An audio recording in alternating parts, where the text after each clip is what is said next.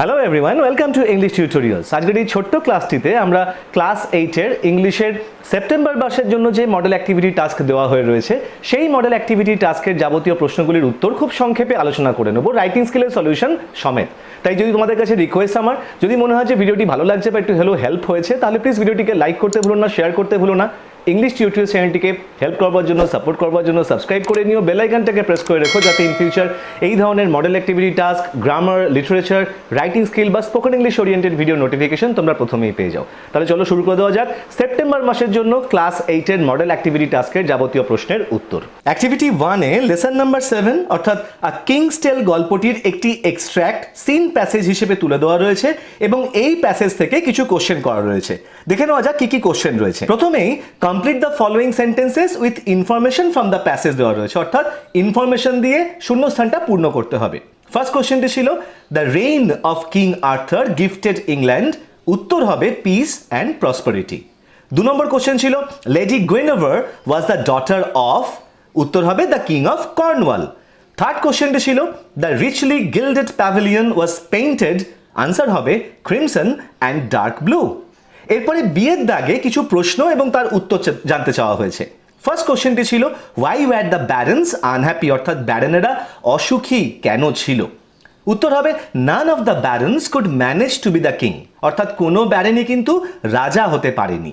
So they were unhappy with king Arthur because he was gentle, just and loved by all, এবং সেই কারণেই তারা রাজা আর্থারের ব্যাপারে অসুখী ছিল, কারণ কিং আর্থার বা রাজা আর্থার ছিলেন অত্যন্ত কোমল স্বভাবের, ন্যায়পরায়ণ এবং সকলের দ্বারা তিনি কিন্তু ভালোবাসা পেতেন, অর্থাৎ সকলের কাছ থেকে তিনি ভালোবাসা পেতেন।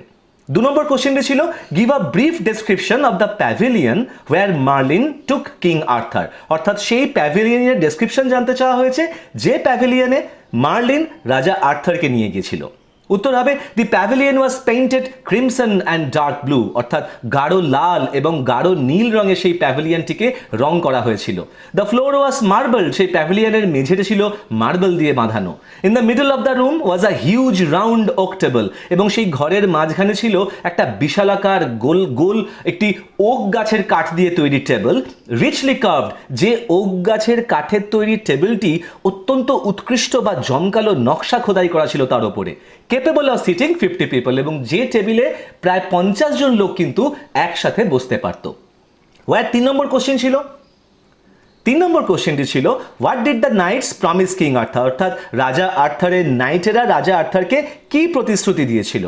The knights promised King Arthur that they would help the helpless, be gentle to the weak and punish the wicked, অর্থাৎ সেই নাইটেরা রাজা আর্থারকে প্রতিশ্রুতি দিয়েছিল যে তারা অসহায়দেরকে সাহায্য করবে, দুর্বলদের প্রতি অত্যন্ত কোমল আচরণ করবে এবং যারা বদমাইশ শয়তান তাদেরকে তারা শাস্তি দেবে। এরপরে অ্যাক্টিভিটি 2-তে কিছু ন্যারেশন চেঞ্জ করতে দেওয়া ছিল। ফার্স্ট কোশ্চেনটি ছিল my father said to me may God bless you, এটি একটি অপটেটিভ সেন্টেন্স এবং আমরা অপটেটিভ সেন্টেন্সের ন্যারেশন চেঞ্জের যে নিয়মগুলো অলরেডি আলোচনা করে নিয়েছি সেই নিয়মেই আমরা এই বাক্যটিকে ন্যারেশন চেঞ্জ করেছি। উত্তর হবে my father prayed that God might bless me. Second কোশ্চেনটি ছিল the police officer said don't go there, এই ডোন্ট গো দেয়ারটা কিন্তু ইম্পারেটিভ সেন্টেন্স, এই নিয়েও আমাদের ডিটেল ন্যারেশন চেঞ্জের ক্লাস কিন্তু হয়ে গেছে। আনসার হবে the police officer forbade to go there. 3 number question ছিল Ravi said the earth revolves round the sun, এই যে earth revolves round the sun এটি একটি assertive sentence, at the same time এটি কিন্তু একটি ইউনিভার্সাল ট্রুথ। ইউনিভার্সাল ট্রুথ বা চিরন্তন সত্যের ক্ষেত্রে কিন্তু ন্যারেশন চেঞ্জে কোনো রকমের টেন্স চেঞ্জ করতে হয় না, সেই জন্যেই এই বাক্যটির উত্তর লিখেছি আমরা কিরকম ভাবে, না Ravi said that the earth revolves round the sun, অর্থাৎ দেখো রিভলভস এর টেন্স চেঞ্জ হয়নি জাস্ট বিকজ এই স্টেটমেন্টটা একটি ইউনিভার্সাল ট্রুথ। 4 নম্বর কোশ্চেন ছিল the headmaster said to me where do you live, এটি একটি ইন্টারোগেটিভ সেন্টেন্স, এই বিষয়েও কিন্তু ডিটেল ন্যারেশন চেঞ্জের ক্লাস আমরা করে নিয়েছি ইন্টারোগেটিভ সেন্টেন্সের ব্যাপারে। উত্তর হবে the headmaster asked me where I lived.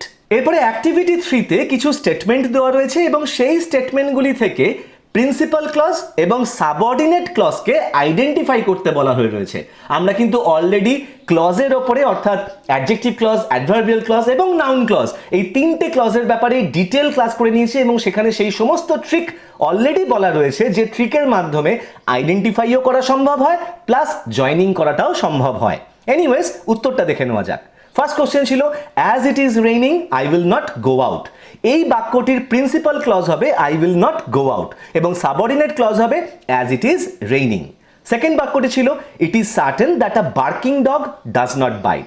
এই বাক্যটির principal clause it is certain এবং subordinate clause that a barking dog does not bite.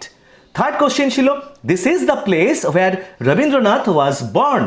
এই বাক্যটির principal clause this is the place এবং subordinate clause where Rabindranath was born. 4 নম্বরে ছিল what he says is not true. এই বাক্যটি কিন্তু একটু ট্রিকি। এই বাক্যটির প্রিন্সিপাল ক্লজ হবে কিন্তু ইজ নট ট্রু। বেসিক্যালি তার আগে ইট আছে, আমাদেরকে কল্পনা করে নিতে হবে, অর্থাৎ অ্যাকচুয়ালি প্রিন্সিপাল ক্লজ হবে ইট ইজ নট ট্রু এবং সাবঅর্ডিনেট ক্লজ হবে হোয়াট হি সেজ। 5 নম্বর বাক্যটি if you meet Zarin give her this book. এই বাক্যটির principal clause give her this book আর সাবঅর্ডিনেট ক্লজ হবে ইফ ইউ মিট জারিন। এরপরে অ্যাক্টিভিটি 4-এ অবনীন্দ্রনাথ ঠাকুরের ওপরে একটি বায়োগ্রাফি বা প্যারাগ্রাফ লিখতে বলা হয়ে রয়েছে।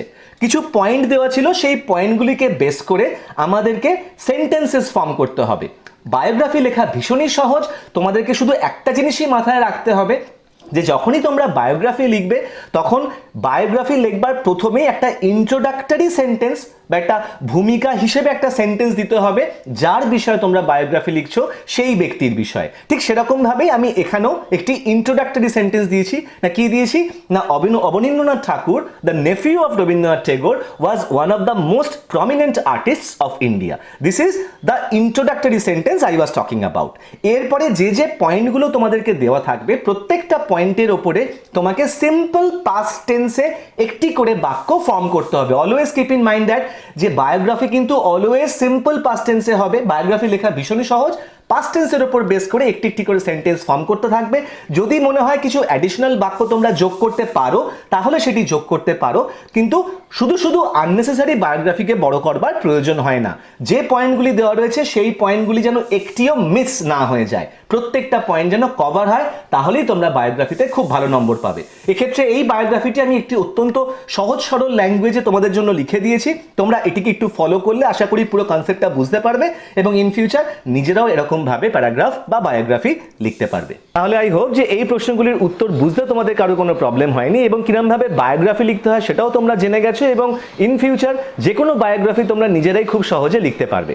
এনিওয়েজ, যদি মনে হয় যে ভিডিওটি হেল্প করেছে তোমাদেরকে তাহলে প্লিজ ভিডিওটিকে লাইক করতে ভুলো না, শেয়ার করতে ভুলো না, ইংলিশ টিউটর চ্যানেলটিকে সাবস্ক্রাইব করে নিও, বেল আইকনটাকে প্রেস করে রাখো যাতে ইন ফিউচার এই ধরনের ভিডিও নোটিফিকেশন তোমরা ভবিষ্যতে প্রথমেই পেয়ে যাও। ইন দ্য মিন টাইম সকলে ভালো থেকো, stay safe, keep watching English tutorials, keep learning, and thank you so much for giving me your time. Thank you.